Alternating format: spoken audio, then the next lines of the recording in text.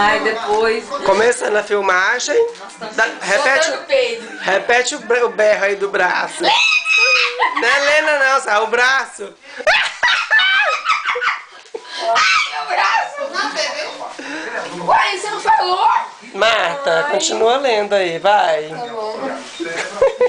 Tragédia de Bebezinho. Não, filma eu soltando um peido.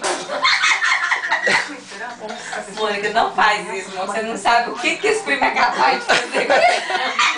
Você tá fudida. Aí você faz... Não adianta, ela tá tentando esconder. Lena, chega na porta aí, ó. Ai, credo. Marilene.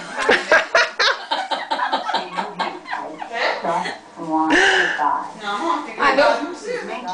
Não, mas o Lauro bateu no meu braço mesmo. Mônica, eu nem encostei. Mentira. Gente do céu. Eu tava tentando abrir a porta. Ai, o importante que ela sentiu. Parece que as minhas juntas, sabe, estão todas fraquinhas. Entendi. Peraí, ela tentou de tudo. Aí, tem essas laranjas espremedas. Mas que isso, dei uma ideia. Até que um psicólogo perguntou... É porque você não pode também hoje coisa conservante. Não pode uma coisa remosa.